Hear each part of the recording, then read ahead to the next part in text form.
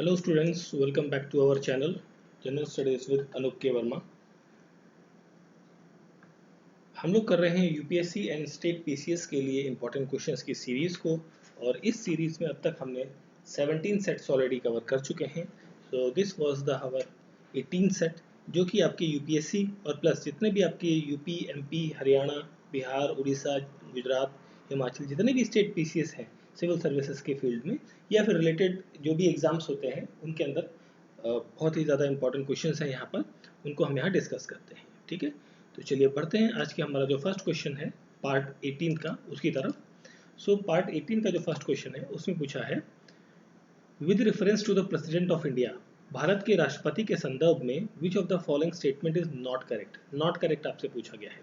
तो देखिए, सबसे पहले अगर जो हम बात करें, मोर देन 5, फर्स्ट स्टेटमेंट में क्या लिखा हुआ है, more than 5 farmer vice president of India letter became the president. मतलब कोई जापान से ज़्यादा ऐसे उपराष्ट्रपति रहे हैं जो बाद में राष्ट्रपति पद पर चुनकर गए।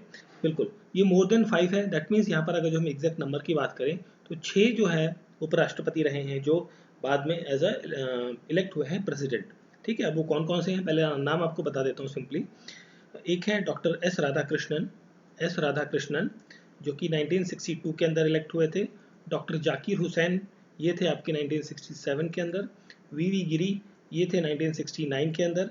एंड देन यहाँ पर थे आर वेंकटरमन जी थे 1987 के अंदर।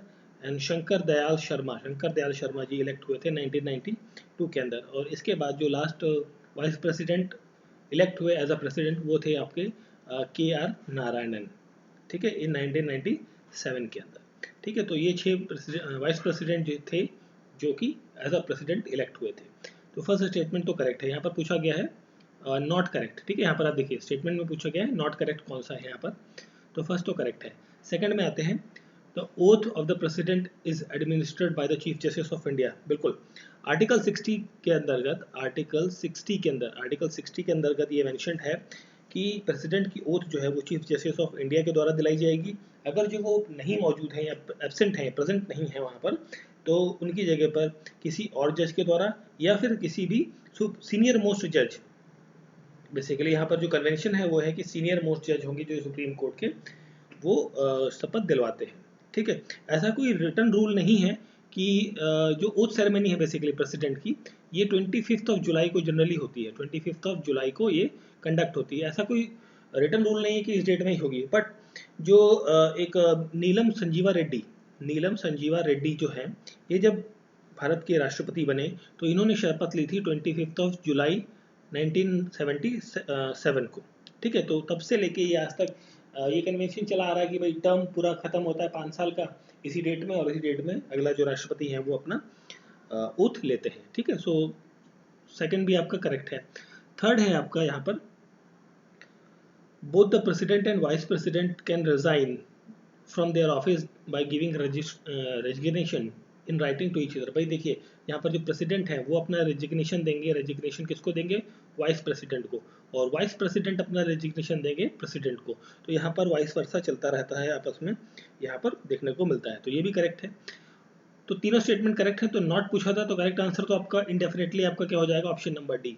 No candidate has been elected unopposed in the parliament presidential election till date.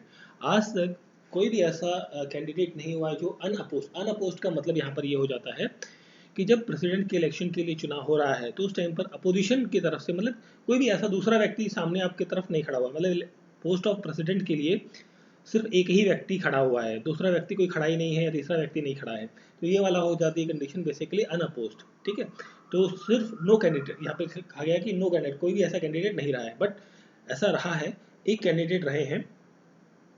ठीक है, तो यहाँ पर जो आंसर होगा ऑप्शन नंबर डी। अब वो कौन से कैंडिडेट थे? ये थे बेसिकली नीलम संजीवा रेड्डी, इनकी अभी हम बात कर रहे थे। नीलम संजीवा रेड्डी ये सक्सीड करती हैं किसको? फरुखुद्दीन अली अहमद को। फरुखुद्दीन अली अहमद जो 1977 तक वाइस प्रेसिडेंट थे, उसके बाद ये प्रेसिडेंट बनते हैं। बट इनके अपोजिट में यहाँ पर कोई देखने को नहीं मिलता है। तो क्वेश्चन का करेक्ट आंसर है ऑप्शन नंबर डी। ठीक है, चलिए फिर हम आगे बढ़ जाते हैं नेक्स्ट क्वेश्चन की तरफ। सो नेक्स्ट क्वेश्चन है हमारा with reference to the state legislative assembly. State legislative assembly के संदर्भ में कौन कौन सी स्टेटमेंट आपकी यहाँ पर ओके यहाँ पर देखिए स्टेट हो गया, यहाँ पर ई होना चाहिए, ओ आ गया है, टाइपिंग मिस्टेक है थोड़ी सी। ओके, सो फर्स्ट पॉइंट आपका यहाँ पर लिखा गया है both the governor and speaker can call for the floor test in the state legislative assembly. बिल्कुल, देखिए जब सेशन, दो चीज़ें होती हैं, जब सेशन जो है आपका जो लेजिस्लेटिव असेंबली है, विधानसभा है, उसका सेशन अगर जो ऑफ सेशन होगा, सेशन नहीं चल रहा होगा, ठीक है, ऑफ सेशन अगर चल रहा है तब गवर्नर जो है वो फ्लोर टेस्ट के लिए कॉल करते हैं। और जब सेशन चल रहा होता है, इन सेशन होता है, जब सत्र चल रहा होता है, तब वहाँ पर स्पीकर जो है कॉल करते हैं फॉर द फ्लोर टेस्ट। ठीक है, तो यहाँ पर फर्स्ट स्टेटमेंट तो आपकी क्या है, करेक्ट है। नेक्स्ट है आपका यहाँ पर composite floor test is conducted only when more than one person takes stake claim to form the government। अब देखिए ये only more than one person नहीं, देखिए यहाँ पर जो ये आपका सेकंड स्टेटमेंट है, कंपोजिट फ्लोर टेस्ट क्या होता है, ये आपका तब होता है जब एक से ज़्यादा, मतलब सिंपली आप ये समझ लीजिए जब किसी भी पार्टी को, किसी भी पॉलिटिकल पार्टी को कोई भी वो ना हो, बहुमत ना मिला हो, ठीक है, एक तरह कहते हैं ना त्रिशंकु विधानसभा बन रही है या त्रिशंकु लोकसभा बन रही है, मतलब किसी को भी एक कंप्लीट मैंडेट ना मिला हो, तो उस कंडीशन में यहाँ पर कंपोजिट फ्लोर टेस्ट जो है, सॉरी कंपोजिट फ्लोर टेस्ट, इसकी डिमांड करी जाती है, इसको किया जाता है। ठीक है, so this is also the correct statement. Political parties can issue whip to ensure the presence of their members during the floor test. देखिए जितनी भी पॉलिटिकल पार्टीज हैं देश के अंदर, जब भी विधानसभा के अंदर फ्लोर टेस्ट की बात आती है, तो सभी पॉलिटिकल पार्टीज जो हैं वो अपने जितने भी मेंबर्स हैं, एमपीज हैं या एमएलएस हैं, उनको क्या इशू करती है, व्हिप, कि भाई आपका जो है इस पर्टिकुलर वोटिंग काउंट में, बेसिकली यहाँ पर क्या होती है, वोटिंग होती है, प्रेजेंट एंड वोटिंग को कंसीडर किया जाता है, तो उसमें अपना बहुमत बनाने के लिए हर पॉलिटिकल पार्टी जो है वो व्हिप जारी करती है। तो ये भी करेक्ट है, दैट मीन्स तीनों करेक्ट हैं, दैट इज क्वेश्चन का करेक्ट आंसर हो जाएगा ऑप्शन नंबर डी। ठीक है, चलिए फिर नेक्स्ट क्वेश्चन की तरफ बढ़ते हैं। नेक्स्ट क्वेश्चन है हमारा एज 36 ईयर ओल्ड पर्सन, देखिए एक एज क्राइटेरिया दे दिया गया जिसमें 36% एज दे दी गई है, पर्सन सिटीजन है भारत का, is qualified for the election as a member of Lok Sabha. Lok Sabha का इलेक्शन लड़ने के लिए वो क्वालिफाइड है। देखिए 36 साल का होता है, बट यहाँ पर लोकसभा के लिए जो एज लिमिट है होती है वो क्या होती है, 25 साल की। ठीक है, तो 36 है, ठीक है, कोई दिक्कत नहीं, क्वालिफाइड है for the election of Lok Sabha and does not hold office of profit, office of profit भी नहीं रखता है। In this context this person is qualified for the election of how many other post office, मतलब इस qualification के साथ में वो व्यक्ति किन अदर पोस्टों के लिए क्वालिफाइड है। तो यहाँ पर जब हम बात करें प्रेसिडेंट की क्वालिफिकेशन के बारे में, तो प्रेसिडेंट के लिए सिटीजनशिप मतलब भारत का नागरिक होना चाहिए, 35 ईयर्स की एज यहाँ पर देखने को मिलती है, वो भी क्वालिफाइड है आपकी। ठीक है, और यहाँ पर जो है वो पर्सन क्वालिफाइड होना चाहिए फॉर द लोकसभा के इलेक्शन के लिए, वो भी यहाँ पर आपको देखने को मिलता है। ठीक है, ऑफिस ऑफ प्रॉफिट वगैरह नहीं होना चाहिए। तो पहली स्टेटमेंट तो ये तो प्रेसिडेंट के लिए तो होगा ही, जो क्वालिफिकेशन है वो प्रेसिडेंट के लिए तो फिट बैठती है। सेकंड आते हैं हम गवर्नर पे।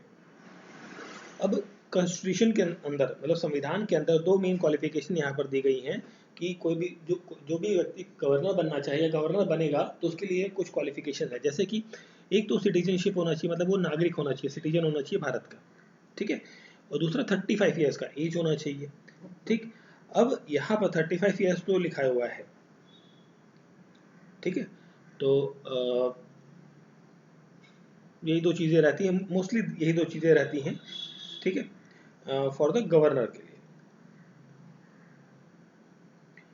नेक्स्ट क्वेश्चन, नेक्स्ट पॉइंट है हमारा वाइस प्रेसिडेंट ऑफ इंडिया की। तो वाइस प्रेसिडेंट ऑफ इंडिया के बारे में बात करें तो ये भी क्या होना चाहिए, भारत के नागरिक तो होने ही चाहिए, प्लस 35 ईयर्स की एज होनी चाहिए, प्लस यहाँ पर होनी चाहिए to be qualified for the Rajya Sabha, Rajya Sabha की सीट के लिए, मतलब राज्यसभा मेंबर बनने के लिए वो व्यक्ति क्वालिफाइड होना चाहिए। इलेक्शन लड़ेगा नहीं, मगर वो क्वालिफाइड होना चाहिए, उसकी क्वालिफिकेशन ऐसी होनी चाहिए कि वो राज्यसभा का मेंबर बन सकता है। बट यहाँ पर लिखा गया लोकसभा का मेंबर है, क्वालिफाइड होना चाहिए लोकसभा का, बट यहाँ पर राज्यसभा की बात कर रहे हैं हम in case of the vice president. तो 1 और 2 तो करेक्ट है, third is wrong, so that means option A यहाँ पर क्या हो जाएगा, करेक्ट आंसर हो जाएगा इस पर्टिकुलर क्वेश्चन का। ठीक है, चलिए फिर बढ़ते हैं अगले क्वेश्चन की तरफ। सो हमारा नेक्स्ट क्वेश्चन है यहाँ पर, consider the following statement, remission refers to the substitution of one form of punishment for a lighter form। देखिए अब यहाँ पर क्या है, रिमिशन का मतलब क्या होता है? रिमिशन का मतलब होता है कि किसी की सजा को आप कम कर देंगे मगर उसका कैरेक्टर चेंज नहीं करेंगे, है ना। मतलब जैसे कहते हैं ना, किसी को वो कारावास दिया गया है, ठीक है, कारावास दिया गया है और सख्त कारावास है, मतलब जेल में रहना है और एक काल कोठरी के अंदर रहना है, तो ठीक है। बट आप वहाँ पर रिमिशन के अंदर उसको काल कोठरी के अंदर तो रखेंगे, बट वहाँ पर जो 10 साल की काल कोठरी का रखना था, बिल्कुल अंधेरे में उसको 10 साल तक रखना था, उसको आप रिड्यूस कर सकते हैं फॉर 8 ईयर्स और 5 ईयर्स और 9 year what ever the time, ठीक है। उसका टाइम पीरियड आप रिड्यूस कर सकते हैं, बट उसका कैरेक्टर जो है कि वो कारावास में मतलब बिल्कुल ही काल कोठरी के अंदर आएगा, उसको आप यहाँ पर चेंज नहीं करेंगे, ठीक है। सो वो आपका क्या कहलाता है? रिमिशन कहलाता है, ठीक है। क्या कहलाता है? रिमिशन। तो यहाँ पर क्या लिखा हुआ है? यहाँ पर लिखा है रिमिशन के अंदर कि एक फॉर्म ऑफ पनिशमेंट को अदर फॉर्म ऑफ, मतलब यहाँ पर ये है कि किसी को मौत की सजा दी गई है और उसको आपने चेंज कर दिया उम्र कैद में, तो ये वाली चीज़ यहाँ पर नहीं होती। ये वाली चीज़ कहाँ पर देखने को मिलती है? ये चीज़ ये जो लाइन लिखी हुई है ना, substitution of one form of punishment, ये आपको देखने को मिलती है that is in the commutation के अंदर, नॉट इन रिमिशन के अंदर, ठीक है। दोनों चीज़ों आपको ध्यान रखनी है। Remission can not be availed as a right by the convict, ठीक है। सो यहाँ पर जो है remission can not be availed as a right by the convict, ठीक। चलिए फिर हम आगे बात करते हैं यहाँ पर, central and state government are empowered to remit whole or part of the punishment with or without the condition. बिल्कुल ठीक है, सेंट्रल गवर्नमेंट और स्टेट गवर्नमेंट के पास ये अधिकार है अंडर द सेक्शन, एक सेक्शन है सेक्शन 432, सेक्शन 432 के तहत ये सेक्शन 432 किसका है? सीआरपीसी का है, ठीक है। सीआरपीसी का कोड सेक्शन है जिसके तहत सेंट्रल गवर्नमेंट या स्टेट को ये अधिकार है कि वो रिमिट मतलब हटा सकती है पूरे पनिशमेंट को या उसके कुछ पार्ट को। मतलब यहाँ पर जो पनिशमेंट लाइफ इम्प्रिजनमेंट मिली थी, 14 साल की जो सज़ा मिली थी उसको जेल में रहने की, उसको वो 10 साल में कन्वर्ट कर सकती है, या सज़ा पूरे होने से पहले भी उसको रिहा किया जा सकता है। ऐसा केस आपने देखा होगा अभी रिसेंटली गुजरात गवर्नमेंट ने, जो बिल्किश बानो केस था, बिल्किश बानो, ठीक है, ये जो केस था बिल्किश बानो रेप केस हुआ था, तो उसके जितने भी वो थे मुजरिम थे उनको क्या कर दिया गया है? रिहा कर दिया गया है। तो ये उसी तरीके का, मतलब उनकी सज़ा पूरी नहीं हुई, टाइम पीरियड पूरा कंप्लीट नहीं हुआ है, but before that on certain grounds basically कहा जाए तो उन्हें रिहा कर दिया गया। तो इस तरीके के जो अधिकार हैं वो सेंट्रल और स्टेट गवर्नमेंट के पास होते हैं। तो यहाँ पर सेकंड और थर्ड करेक्ट है, that means option number B हो जाएगा यहाँ पर क्वेश्चन का करेक्ट आंसर, क्वेश्चन नंबर 4।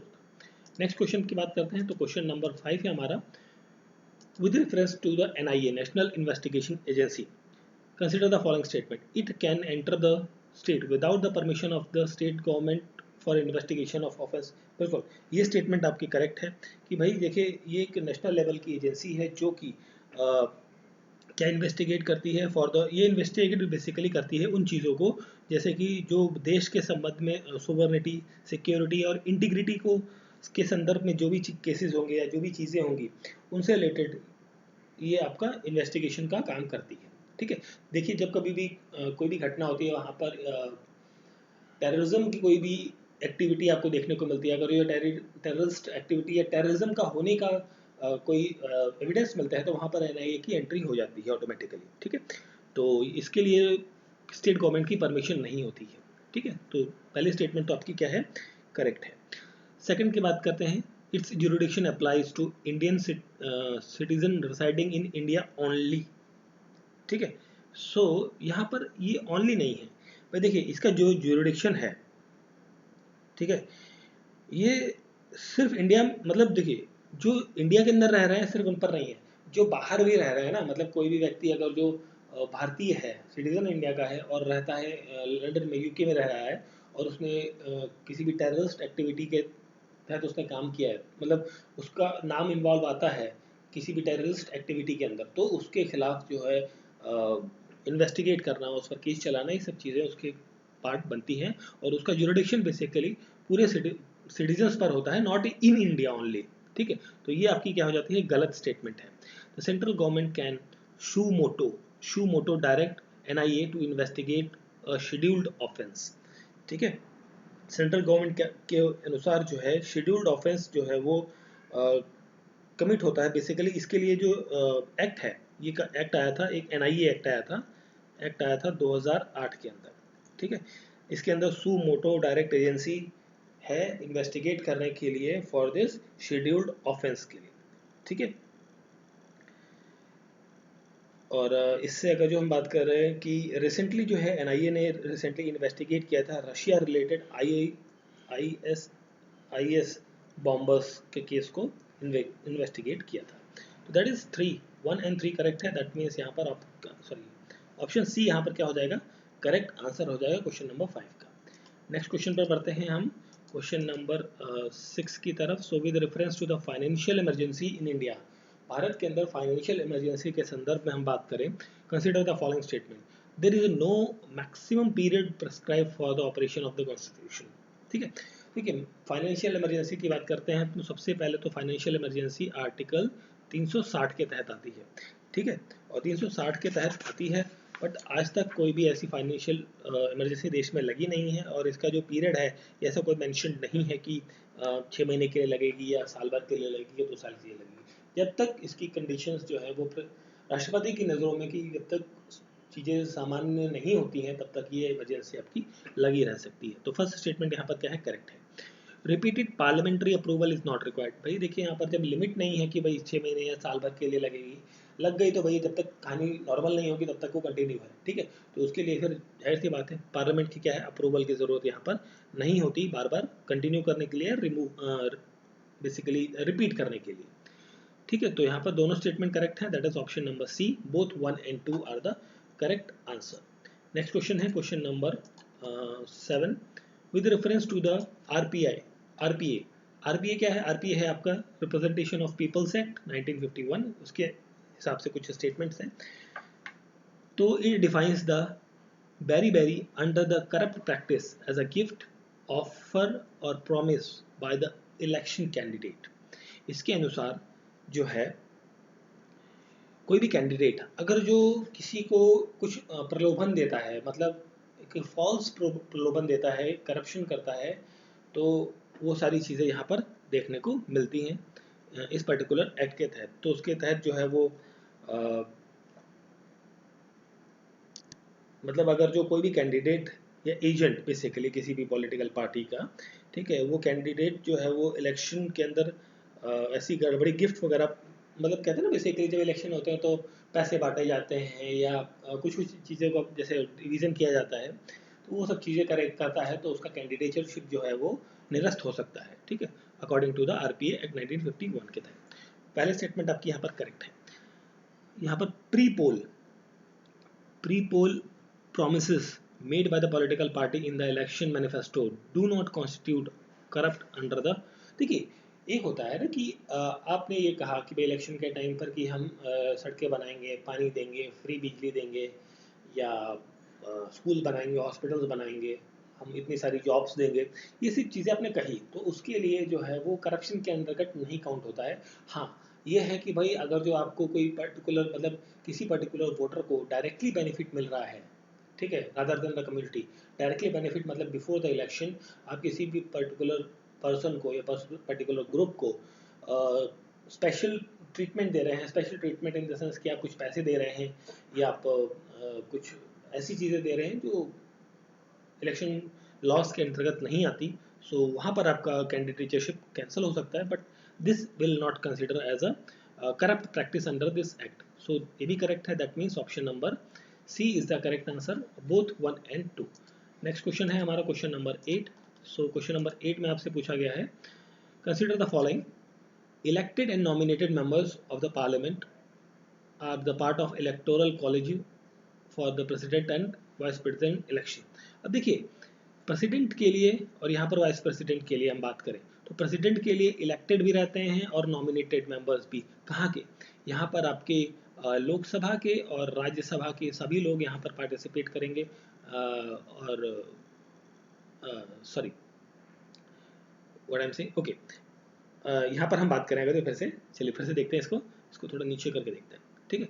तो यहाँ पर प्रेसिडेंट के बारे में पहले बात कर लेते हैं, ठीक है। तो प्रेसिडेंट के इलेक्शन के अंदर, ठीक है, जो डायरेक्टेड इलेक्टेड है, not directly elected, directly elected persons, ठीक है। अब इलेक्टेड पर्सन्स कहाँ के होंगे, लोकसभा के होंगे प्लस राज्यसभा के होंगे और प्लस कहाँ के होंगे, आपकी जो स्टेट असेंबलीज हैं, ठीक है, वहाँ के लोग, ये सारे जितने भी इलेक्टेड मेंबर्स हैं, both the houses of the parliament और elected members of the legislative assembly of the states, और जो यूनियन टेरिटरीज हैं जैसे दिल्ली एंड पौंडीचेरी, तो वहाँ के लोग जो है इलेक्टेड मेंबर्स, ठीक है, ओनली इलेक्टेड मेंबर्स जो है वो यहाँ पर पार्टिसिपेट करते हैं इन the election of president. Vice president के अंदर हम बात करें तो यहाँ पर nominated members of plus elected members, nominated plus elected members किसके, लोकसभा के एंड प्लस राज्यसभा के। यहाँ पर जो स्टेट असेंबलीज हैं या यूनियन टेरिटरीज की जो असेंबलीज है वो यहाँ पर पार्टिसिपेट नहीं करती।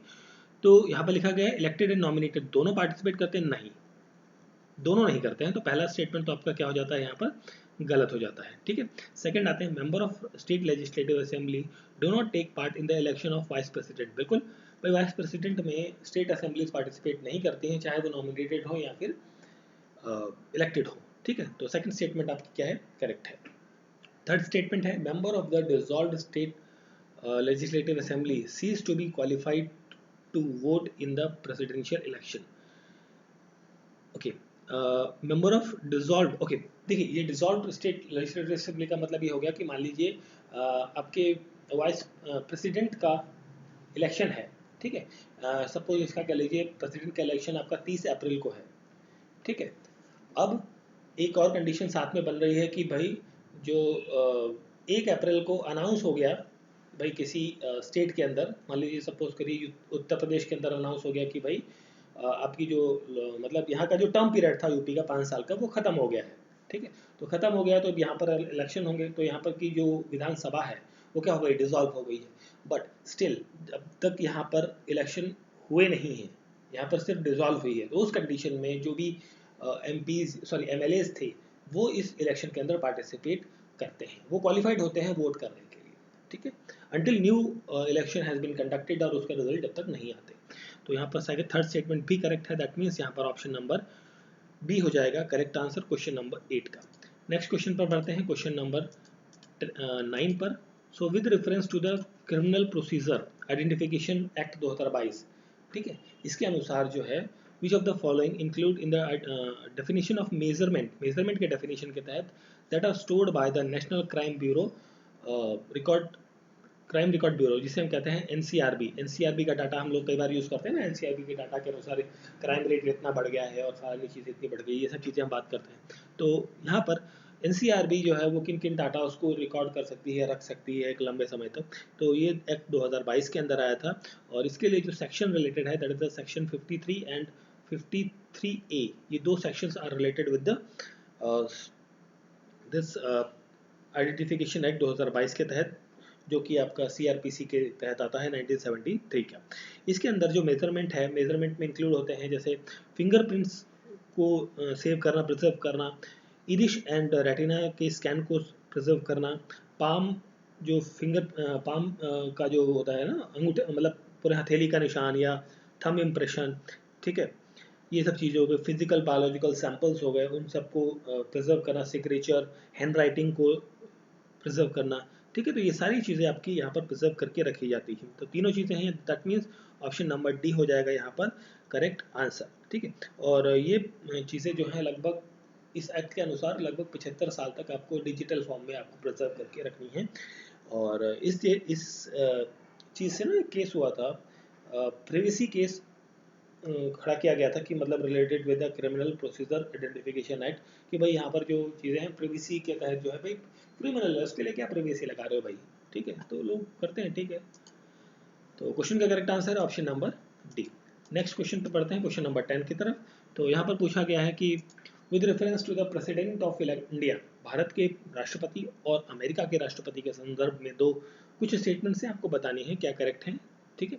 करेक्ट पूछी गई है। पहले तो देखिए ऐसी जब कभी भी स्टेटमेंट्स आती हैं, जनरली यूपीएससी या स्टेट पीसीएस भी अब स्टेटमेंट वाइज क्वेश्चन ही पूछता है, तो वहाँ पर सबसे पहले आपको ये देखना कि करेक्ट या इनकरेक्ट पूछा गया है, ठीक है।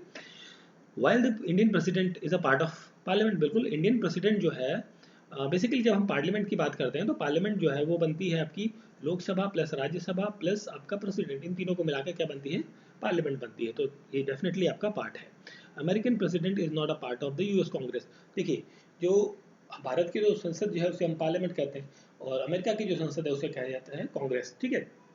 तो अमेरिका का जो प्रेसिडेंट है उसका पार्ट नहीं है, बिल्कुल। ये पहली स्टेटमेंट तो आपकी क्या है, करेक्ट है। नेक्स्ट है the Indian president can dissolve the Lok Sabha but American president can not dissolve the lower house of the Congress, ठीक है। तो बिल्कुल सही है। देखिए, जो जिसका पार्ट नहीं है तो वो दूसरे को कैसे डिसॉल्व कर लेगा, है ना। तो this statement is also correct.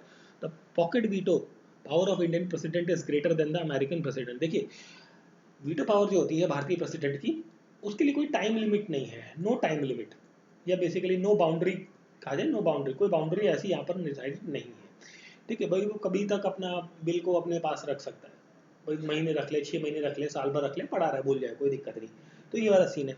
But America के अंदर ये नहीं है। अमेरिका के प्रेसिडेंट के पास ये चीज़ है कि भाई उसको अपना 10 डेज के अंदर, विद इन 10 डेज उसको रिकन्सिडरेशन के लिए उसको वापस भेजना ही भेजना है, ठीक है। तो उसके पास ऐसा वीटो पावर ज़्यादा नहीं है। तो this is correct. So correct answer हो जाएगा option number D, 1 2 3।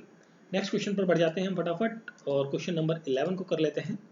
Which of the following statement best describe the gram sabha. Gram सभा को कौन बेस्ट डिस्क्राइब कर रही है, कौन सी स्टेटमेंट। तो यहाँ पर जो है ये it is a local government, sorry local government body at the tehsil or taluka. देखिए, ग्राम है, गांव से संबंधित होगा, तालुका और तहसील कहाँ से आ गया, ये तो गलत हो गया। It is an elected body that functions at the district level. भाई डिस्ट्रिक्ट क्यों, भाई गांव की बात कर रहे हैं हम, ये भी गलत हो गया। It is a village assembly, गांव की असेंबली होगी बिल्कुल, जिसके अंदर वो सारे लोग होंगे, रजिस्टर्ड वोटर्स होंगे उस पर्टिकुलर पंचायत के, जो भी पंचायत है। मान लीजिए कोई एक गाँव है या कोई पंचायत है, ठीक है। पंचायत का नाम है, सपोज कर लीजिए एक्स पंचायत, ठीक है, सपोज, और हाइपोथेटिकल नेम दे रहा हूँ, एक्स पंचायत। तो एक्स पंचायत जो है उसके अंतर्गत जितने भी गांव हैं, मतलब उसके अंदर मान लीजिए 500 लोग रहते हैं, तो उस 500 में से बच्चे भी होंगे, कुछ नाबालिग लोग होंगे, बट यहाँ पर हम बात करते हैं 500 में से मान लीजिए 300 लोगों के पास वोटर कार्ड है। तो वो सारे जो 300 लोग हैं वो विलेज पंचायत के क्या है, मेंबर्स हैं बेसिकली, ठीक है। तो यहाँ पर ग्राम सभा है, तो यहाँ पर ऑप्शन सी यहाँ पर क्या हो जाएगा, correct answer. It is a village assembly of the all people residing. Residing नहीं है, रिसाइडिंग से नहीं भाई, रिसाइडिंग तो बच्चे भी कर रहे हैं ना, छोटे बच्चे जो 18 साल के नीचे के हैं, but they are not enrolled in the election commission. तो जो भी बच्चे या जो भी कैंडिडेट आपके रजिस्टर्ड वोटर्स हैं पर्टिकुलर एरिया के अंदर, वही लोग आपके ग्राम सभा के अंदर कंसिडर किए जाते हैं, ठीक है। सो क्वेश्चन का करेक्ट आंसर है ऑप्शन नंबर सी। सो इस पर्टिकुलर सेशन के अंदर इतने ही क्वेश्चंस, मिलते हैं नेक्स्ट पार्ट के अंदर। आई होप सो वीडियो अच्छा लग रहा है तो प्लीज़ लाइक शेयर और सब्सक्राइब जरूर करें। मिलते हैं नेक्स्ट पार्ट में। Thank you for watching.